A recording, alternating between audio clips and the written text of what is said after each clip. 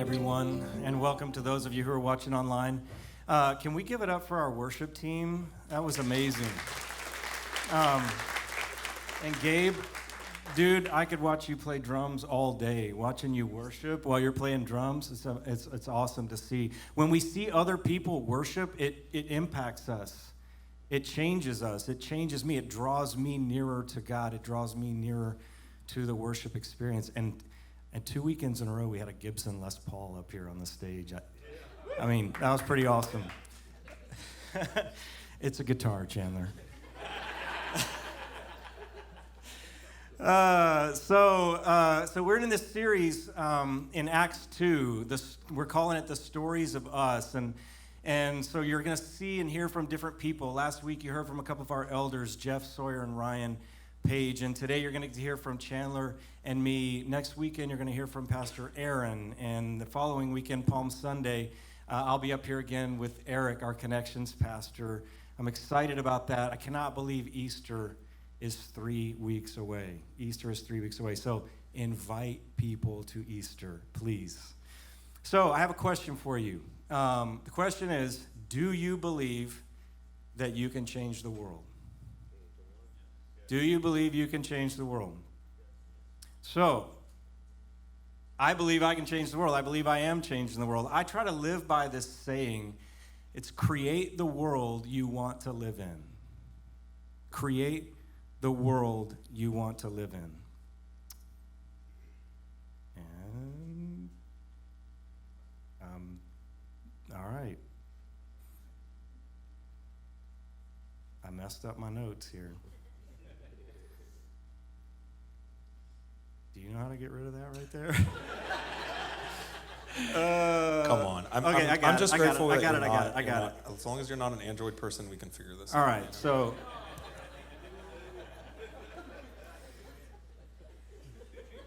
All right, so now that we got that out of the way, let's continue. So how do we do that? How do we create the world that we want to live in? And there's another one that's be the change you want to see in the world. You might be familiar with that one. Be the change that you want to see in the world. And there's a quote by Henry Ford. You may have heard this before. The quote is, whether you think you can or you can't, you're right. Whether you think you can or you can't, you're right. You see, I believe I can change the world, and I believe I am changing the world, as I said a minute ago before I screwed up my notes. It means seeing a need and connecting it. It means doing the next right thing. It means being for others what we wish they would be for us. And today we are actually going to get back to our roots as a church and look at how the early church did just that, how they created the world that they wanted to live in, and how our church, this church, has done that. And we learned last week, or we were reminded that our church, the Brook, was inspired by the early church in Acts 2. And we see a picture of that in Acts 2, verses 42 through 47. And so we're gonna read that, and you're gonna follow along with me. So if you have your Bibles, you can turn to Acts chapter 2, verse 42. If you have the Brook Church app, there's a notes icon in the bottom, in the menu bar at the bottom. You can tap that, and all of the passages will be there along with the notes. And then we'll also have it up here on the screen. So follow along with me in Acts 2, 42 through 47. They were continually devoting themselves to the apostles' teaching and to fellowship, to the breaking of bread and to prayer. Everyone kept feeling a sense of awe, and many wonders and signs were taking place through the apostles. And all those who had believed were together and had all things in common. And they began selling their property and possessions and were sharing them with all as anyone might have need. Day by day, continuing with one mind in the temple and breaking bread from house to house, they were taking their meals together with gladness and sincerity of heart, praising God and having favor with all the people. And the Lord was adding to their number day by day those who were being saved. So I want to share a little bit about my Brook Church story. It was summer of 2010. Michelle and I had been living in the Woodlands area for about 10 years, and we moved over to this side of town. And we moved down Spring Cypress over here. We kept driving by, and it was all woods. Speaking of woodlands, this was woodlands over here. We would drive by the woods, but we would see this big church sign, the Brook Church with the marquee, and we just kept driving by it, and back and forth. And as we drive by, Michelle would say, "I wonder what that church is back there." We had been visiting a church still over in the Woodlands area and commuting over there every Sunday. So one day she looked it up on her phone and went to thebrook.net and started reading who we are and what we believe and all that. And we were like, okay, we can align with that.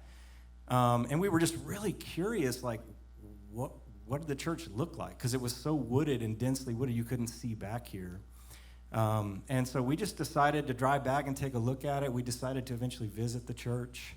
And when we showed up, we were immediately met with the Acts 2 church that we just read about. We were immediately met with warmth, just a family feel, very authentic feel. The teaching was authentic. And the vision statement, we could really get on board with that. The real people finding real hope in the real world. And, soon, so we came, we visited, we loved it, and then we thought, well, we can't join like after the first Sunday. We can't like pick this church. We got to go visit some more churches. And so we made ourselves go and visit a couple other churches, and we were just like every other church we were comparing to this church, and we were like, no, we got to go back there. And so we came back here and we stayed, and we've been here ever since.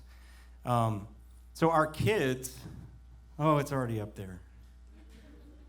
Our kids were toddlers when we came in 2010. Now they are teenagers, and they've been in student ministry with Chandler for the last couple of years. And but at the time they were toddlers, and there's unwritten, and those of you who've been here that long, you know what I'm talking about. There's this unwritten but widely known and semi-enforced rule that if you were a parent of kids in kids ministry, guess what?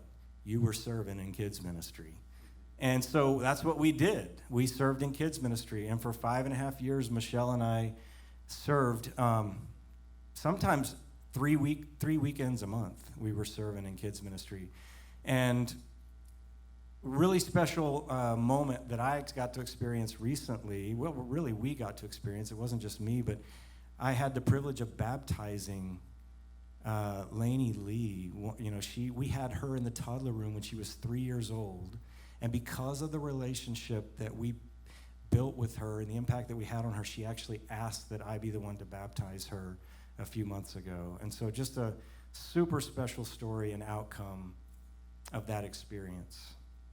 So not long after that, we had plugged into a community group and began to find family here and develop deeper relationships with friends. And we didn't know at the time just how important those people would become to us. And fast forward a few years later, and it was New Year's Eve of 2012, and Michelle's dad and stepmom were in town. We affectionately refer to them as Popo and Momo. And they were in town, and we were having a good time. I was all about college football. Go Tigers. LSU was in a New Year's Six Bowl that year. And so I was just all about college football. And they had to peel me away from the TV. But they did. Popo said, hey, we got to do fireworks. And I was like, not so into the fireworks. And plus, we have little miniature wiener dogs who really are not into fireworks. So, but he talked me into it. We went and got a couple of family packs. The cheapest, smallest packs that we could be done with in 10 or 15 minutes and then be back and watching football. I do not recommend buying the cheapest fireworks, okay? Just let me put that out there right now. And I'm about to share why. So, it was on that New Year's Eve and with those fireworks that a freak accident would change our lives in an instant. Some of you who've been here for years have heard this story. You know this story. When you look at me, you can tell there's something wonky going on with my left eye. But we were out there doing fireworks, and we were doing Roman candles. Popo and I were doing one at the same time. And a Roman candle, I don't know if most of you probably know what that is, but it's like a long cylinder, like a cardboard cylinder, and it's got like a tube with like 4 or 5 shots inside it. Shots meaning they shoot out, and then they go boom up in the sky and make a big, beautiful display up in the sky. The thing is, they've got to come out of the tube in order to do that. And so 4 of the shots in my Roman candle discharged normally and did what they were supposed to do, but the 5th one, it didn't. It stayed in the tube. And I was holding it like this, and I thought, okay, I have a split second to think of what to do here, that it's going to blow in the tube in my hand. And there are kids around, not just my kids, but neighbor kids. And I thought, okay, let me just open my palm. The best thing to do right now is open my palm and let this thing fall. So I did. Split second later, it's about right here. Boom. And I was probably looking at it. But the concussion of that explosion impacted the left side of my face. The doctor said probably, approximately 150 mile an hour concussion, and hit me in the face. And so I was stunned. I was disoriented. I was not in pain, but I couldn't see entirely. I couldn't see out of my left side, so they just kind of discombobulated. And the first thing I did was I reached up to feel my face and make sure everything was intact. And everything seemed to be intact and in place, but it felt wet. And so I was kind of like, oh, it's like tears or something, And so I did this, and nope, not tears. So covered my face back up, didn't want my kids to see that, and looked at Michelle and said, hey, we got to go. She rushed me over to one of the hospitals in the Willowbrook area, the ERs over there, and they got me in, did an MRI, gave me some morphine, and they realized very quickly that they were not equipped to handle the kind of trauma that they were dealing with. So I was put on an ambulance, sent down to Memorial Hermann downtown, and I can tell you this, you do not want to be in the Memorial Hermann Trauma Center in the triage area on New Year's Eve, ever. It was a nightmare. And I couldn't see a whole lot, but I could hear and I could smell, and I'm just telling you, you don't want to be there. So I spent that night there. I was sent home. I was able to go home the next afternoon, I believe. And I would begin a long and rough recovery, about a 4-month recovery at home. And that's a really crazy and interesting story, but the real story that I want to share, what it's really about, is what happened in those 4 months and what happened in the weeks, the days and weeks immediately after getting home. And it was that community group. It was friends and family the news was getting out, and they were hearing about it, and they were calling and texting, and they were putting posts on our Facebook feeds and sending us Facebook messages, and before long, they were just showing up at the front door. And there was just this tremendous outpouring of care and concern and love, and people were praying for us, and they were encouraging us. And it was overwhelming, but it was powerful. The impact that it had, I can feel myself I'm a crybaby anyway, but I'm getting emotional just talking about it right now. Try not to mess this up again. Our church, and it wasn't just our community group, it was our whole church. People who we hadn't even really known that well in our church were responding. And our fridge was full of food, our freezer was getting full of food, and our countertops were lined with casserole dishes. And last week, Ryan talked about lasagna 7 days in a row. We didn't have lasagna, but we had chicken spaghetti. I don't need to eat chicken spaghetti again for a while. It was amazing. The thing is, our church was living out Acts 2:42. They saw a need, and they jumped into action. In the early church, in the Acts 2 church, we see in verse 42 that taking action, the verbs continually devoting. The Greek literally means persisting in, so it was a persistent action. It was every day. It was continual. And that's how our church showed up for us. It was constant posts and calls and texts and showing up and food. In verse 45, we see more. We see selling and we see sharing. Again, they're taking action and they're meeting needs. Our church showed up for us and they were meeting our critical needs. They were being the church that they wanted to be for one another. They were creating the world that they wanted to live in. So let me zoom out for a second in my story. So in 2009, actually, I attended a men's weekend that was really powerful, experienced radical grace. I'd heard about grace my whole life, but on this weekend, I experienced grace in a way that I never had. And out of that, God planted a seed in my heart. He began to pull me in toward ministry. And that was before we landed at the Brook.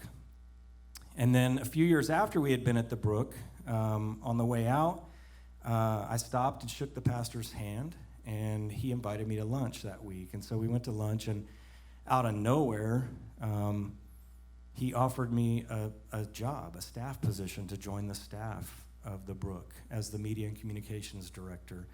So I'm a graphic designer by trade, and I own a graphic design agency still to this day, have an amazing team. Actually, my business manager is actually here, sitting right here in this room.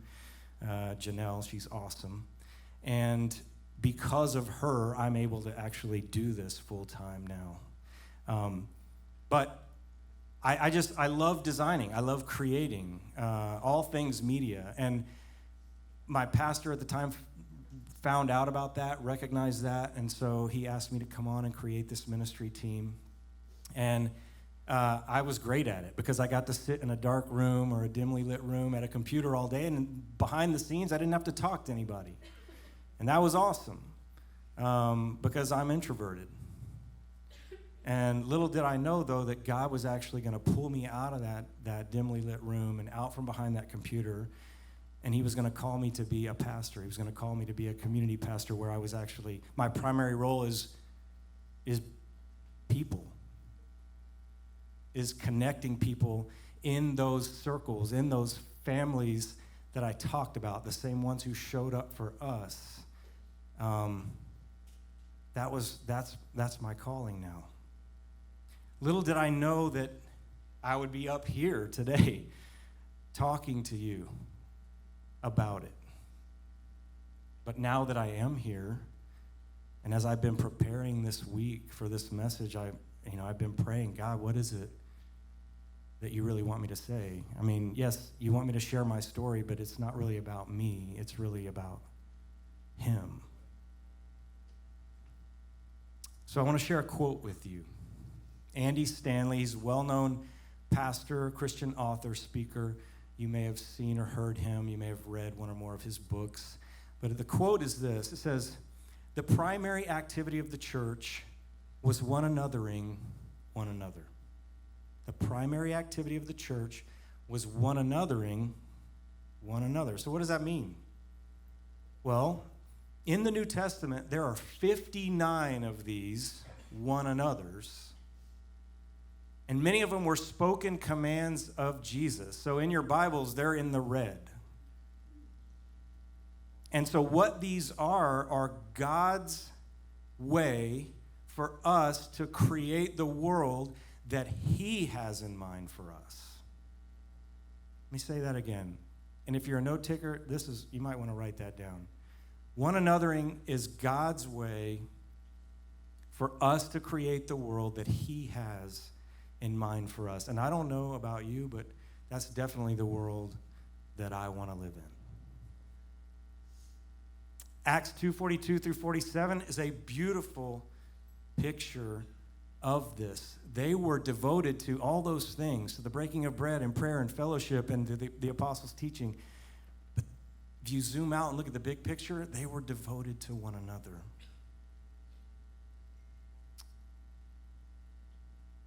one of my favorite one another's is in Romans chapter 12, verses 10 through 13. And I'm going to have it up here on the screen. It's also in your notes if you want to follow along with me as I read. Be devoted to one another in brotherly love. Give preference to one another in honor, not lagging behind in diligence, fervent in spirit, serving the Lord, rejoicing in hope, persevering in tribulation, devoted to prayer, contributing to the needs of the saints, practicing hospitality. That sounds exactly like what we experienced in the story I shared a moment ago. I want to share a few more one another's with you. Encourage one another. Spur one another on toward love and good deeds. Pray for one another. Love one another. Love one another. Love one another. Love one another. I'm not going to say it 13 times, but let me tell you something. Love one another shows up 13 times in the New Testament. That says something. 13 of the 59. And so what does this mean for you and me? First, let's not miss the main thing. It's not about us. Like I said, it's about him. Look at verse 44. And all those who had believed were together and had all things in common. And all those who had believed, the word believed, what did they believe in? Who did they believe on? Him. They believed in the main thing. What is the main thing? The main thing is God the Father, God the Son, Jesus, who died for us, who rose again 3 days later. And then when he went to heaven to be at the right hand, at his Father's right hand, he left us a helper. He left us his Holy Spirit to help us do this right, to help us one another. That's the main thing. Now, in verse 44, it said, and all those who had believed were together and had all things in common. Does that mean they agreed on everything? Does that mean we're going to agree on everything? No, it doesn't. It doesn't mean we're going to agree on everything. You get two people in a room, they're not going to agree on everything. What about two Christians? You get two Christians in a room? No. They're definitely not. I heard somebody go, definitely not. You know, so here let me give you some perspective on that. So according to the Center for the Study of Global Christianity, estimations show that there are more than 200 Christian denominations in the U.S. alone. 200. And this is staggering.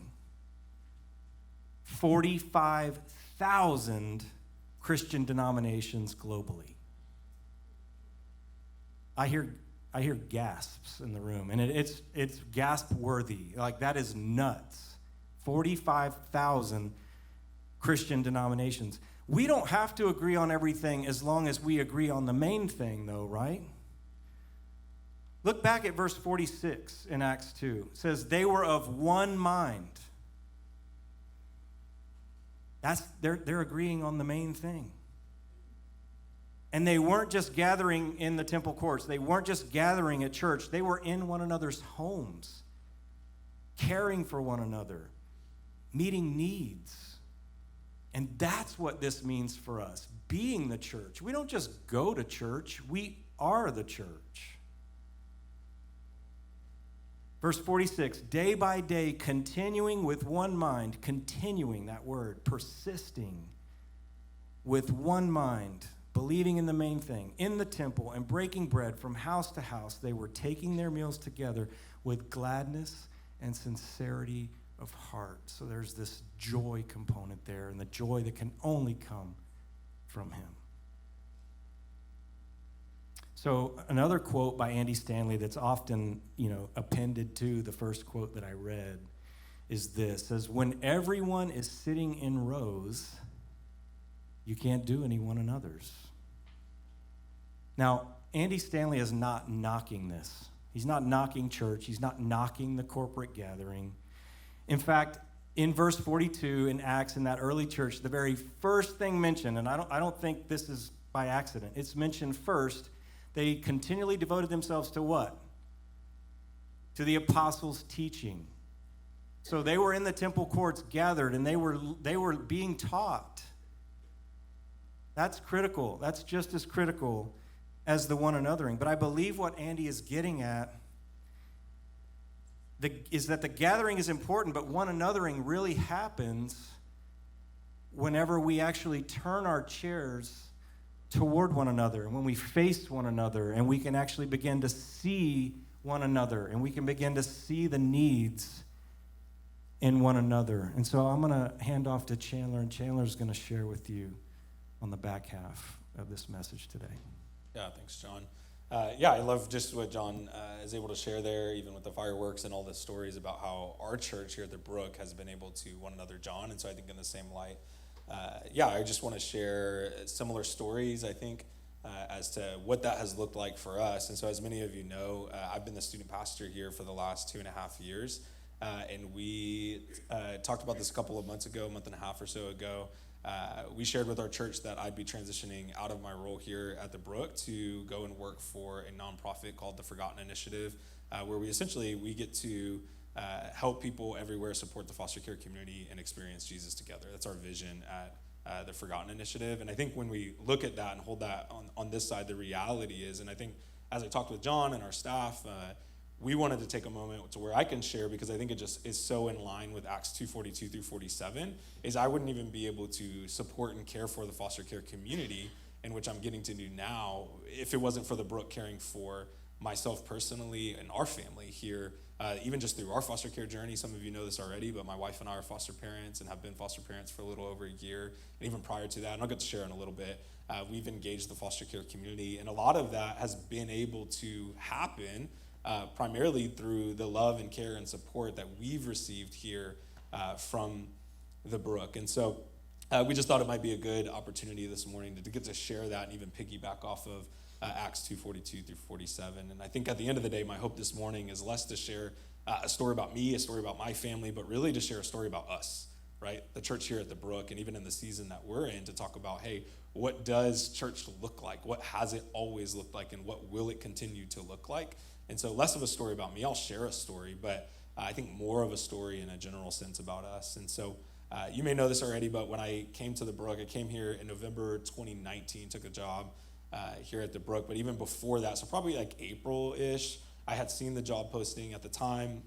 And I only share this because I think it's relevant, but at the time I was serving at a pretty large multi-site church in South Houston. And I served in Next Gen Spaces for about 5 years there before just feeling a calling out of that space and into a different one. And I remember I crazily came across the Brook Church and never heard of it. And it was in Tomball, Texas, and I had my presuppositions in my head of what I've heard about Tomball. All I thought was fields. People was like, Tomball, okay.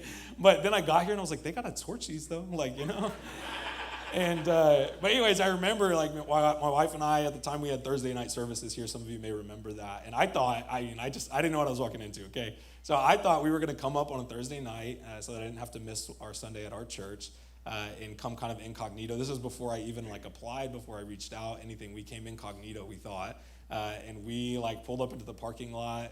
It's one of those things. Do I show up early? Do I show up late? We were well, we're definitely showing up late. And so we pull into the parking lot, and there's not a lot of cars, right? If you know of our Thursday night services, and they were incredible, which I'll get to in a second.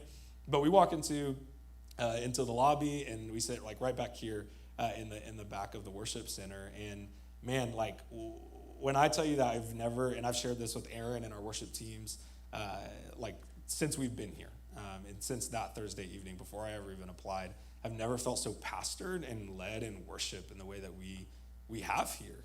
And I remember we sat through the service. It was great. Loved the vision and all of that stuff. And I remember we walked out to our car, and I'm probably going to make it sound more dramatic than it actually was, but genuinely, I remember we looked at each other, and we looked at the church building, and it was smaller than what we had experienced, but there was something about it. There was 10 people in here during that service. Some of them were staff, but we loved it. And I think just even knowing my context in church history, I looked for the first time in a really long time and just saw the church for what it actually is and should be. I was like, this is about people. It's not about a building. It's not about a pastor. It's not about programs. For the first time in a really long time, I just realized, I was like, this is about people. And the Brook is about people. And I want to be about people, right? And so, I just remember thinking that, and this will be on the screen as well. And if you're a note taker, you can write this down. But that the church is not a building we show up to. It's who we are. Right? The church is not a building that we show up to. It's not a pastor. It's not lights, and it's not programs, and it's not all of these things, and it's not about size. It's not about that. The church is actually not a building that we show up to at all. It's who we are. And I remember coming on that Thursday, and the pastor at the time, he shared the vision of the Brook, and I think it's helpful for whether you've been here for a really long time or today's your first Sunday to hear the vision statement that we are real people finding real hope in the real world.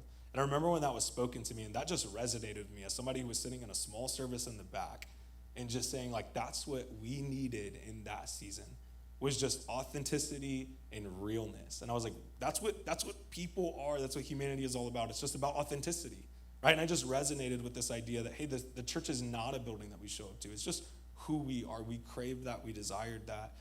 You fast forward, I obviously applied for the position, got the position here as the student pastor, and I was here for probably 3 months before all of our lives changed, right? And COVID hit. I was actually, some of you know this, I was actually in Spain, when the shutdown happened, and we scrambled and was on 50 different flights. That's an exaggeration, obviously, but legit, 10 of them.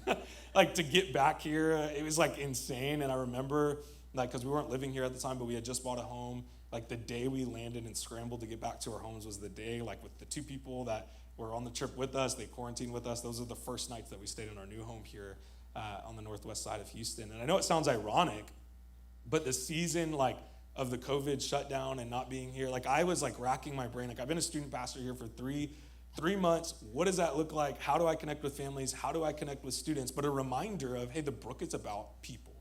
So what does that look like? It means that, hey, even though the program looks different, that we've also got to be about people. And so I remember for me, it was a moment of, hey, let's go back to the basics. What does it look like? Well, everybody has a birthday. And so every month we would show up, me, Aaron with his guitar, and we would wear little party hats. And we all know this, right? I was looking rough, right? We're all looking rough, and we would show up, and we would, sometimes I was in my slides and sweats, and I had put on a little party hat, and Aaron brought his guitar. Sometimes if you were really lucky, I brought my little dog with me, and she would bark at you. It was great, right? But I remember we would show up to people's houses, and we would stand on the street, and they would open the door, and it was a surprise thing, and we would just sing them happy birthday as loud as we possibly could. We would bring other students and families with us, and we would just sing them happy birthday. At the time, we didn't know what else to do, right? And so we did that as just a reminder of, hey, we want to be about people. Let's get in front of people. What does that look like, even as circumstances change? I remember our staff did this as well, but I remember making 20 plus calls a day to families, texting to students, just seeing hey, how's life, how's jobs, how's school, how's all of these things, and just reaching out, trying to get in front of people. God helped me. At one point in time, I was on a Zoom call with 20 plus junior high kids. That's insane, right? I just remember this is the craziest time in ministry that I will ever experience in my life. I was just this is insane. But even looking at COVID, and the reason why I share that is to say again, the reality of what I learned there, and this will be on the screen as well, is that the church has always been about becoming more like Jesus together, period.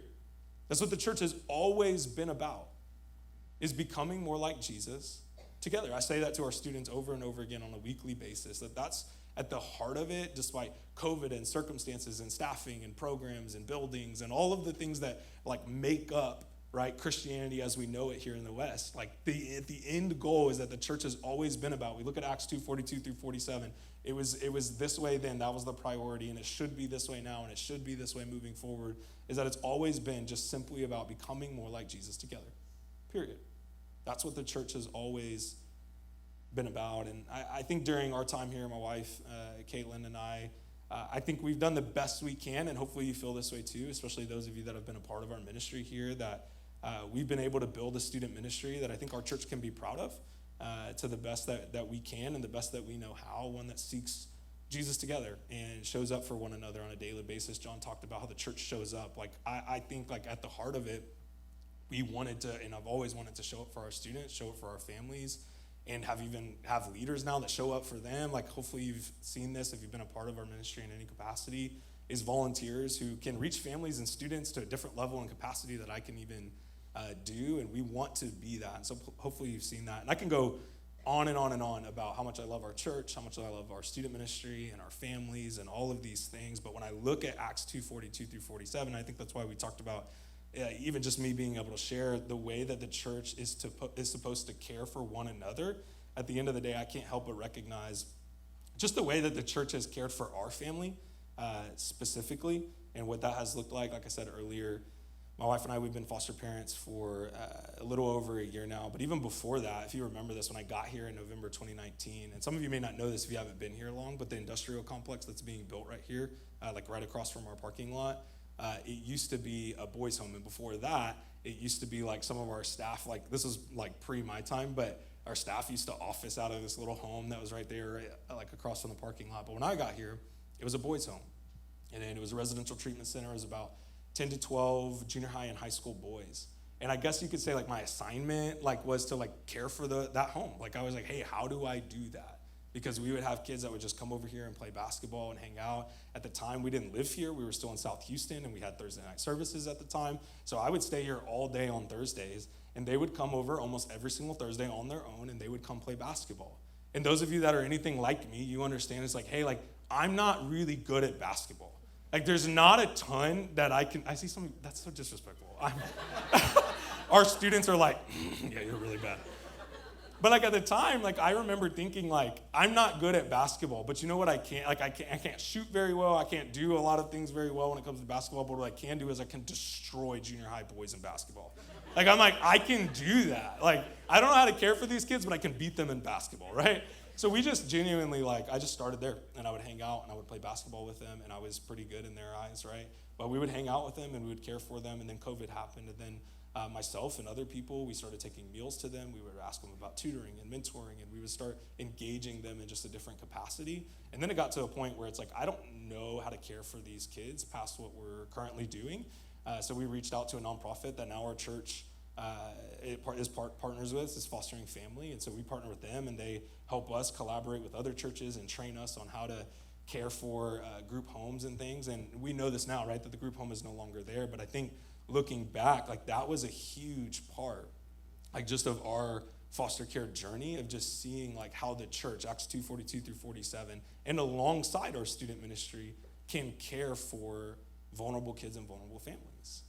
And I remember, like, fast forward the next year, my wife and I, we started foster care classes, gratefully kind of on Zoom. Just COVID, like, just allowed us to be able to do that. And so we started taking foster classes on Zoom. We've always wanted to be foster parents. We started dating in high school and have always talked about being foster and adoptive parents. So we've just always had a heart for it, but the boys' home, like, even just, like, sparked something that pushed us into it quicker. And so we became foster parents, and then, we got, in 2021, we got placement of our youngest. A lot of you know her. Super sweet, also really crazy, as is like every 3-year-old, right? But yeah, I think even that is such a great example of how the church cared for us. The first people that met our little one was a student. Ironically, she was just happened to be at our house, was like caring for our chicken while we were away, which that's a whole different story. But she was there. She was the first person to meet our kid. Even before our actual families, like church people, and I'll try not to get emotional, but church people showed up for us. Like we had meals for weeks. Like we talk about this thing, I guess, that happens here where people just get stuck with lasagna. Like I remember like the Page family brought us our first salad, and Caitlin was like, this is incredible. Like it was just like a salad pack from like Aldi or something, you know?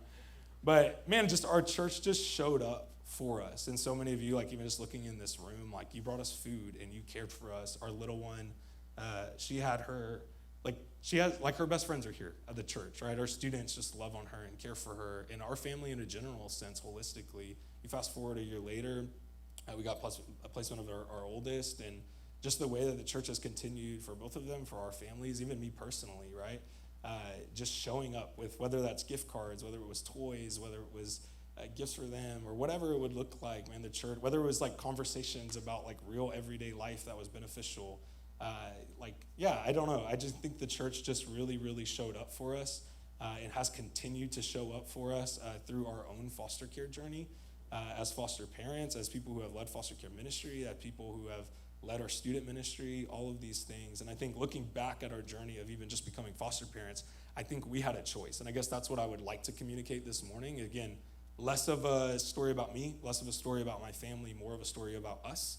I think what I would love to communicate is that we had a choice in that moment of becoming foster parents, and the support that we knew that we needed is that we could either experience church on our own, or we could experience church with one another.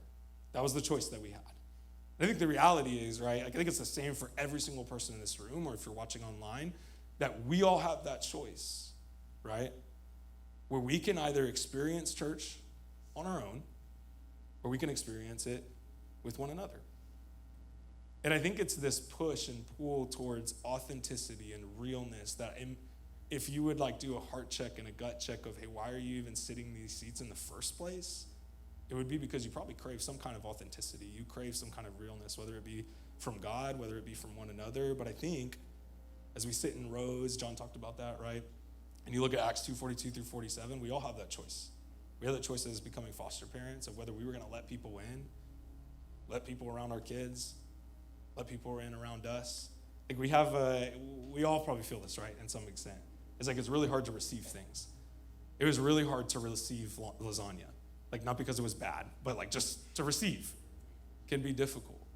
But I think we had that choice, right? We can either experience church on our own, or you can experience it with one another. And I think even just going through our foster care experience and caring for different people in the ways that we've been able to and blessed to, things changed for me. I no longer just went to a church, right? I was being cared for by the church. I think even looking back as I step into a new season of ministry and what that looks like and what that's developing into is like, because you cared for me, because this church cared for me, I now get to care for people who are leading foster care ministries all over the country in ways that I don't even feel equipped to. And that's all because, man, people showed up at our doorstep with toys and food and money and whatever we needed, they were there, and support and care for our kids and our family. Because you cared for us, we're able to care for, man, so many people. And that's the ripple effect of the church. So when we talk about our journey from the brook, we can only go from the brook because we journeyed with the brook, if that makes sense. And so, yeah, I think you've modeled for us what it means to care for one another.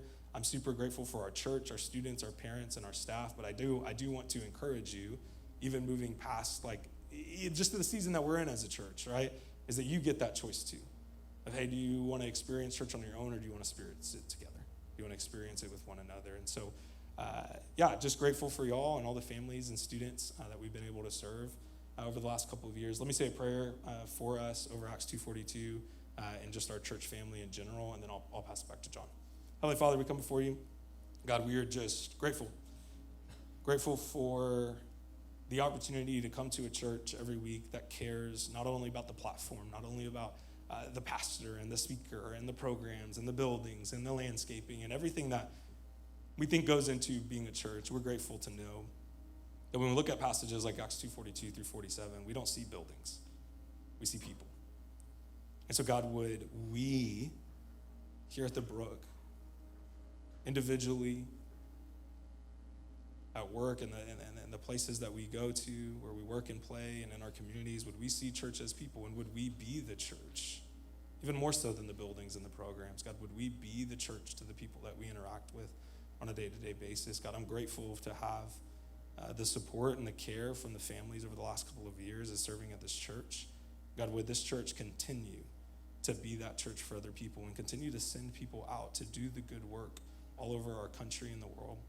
God, we ask this, and it's in your name that we pray. And everybody said,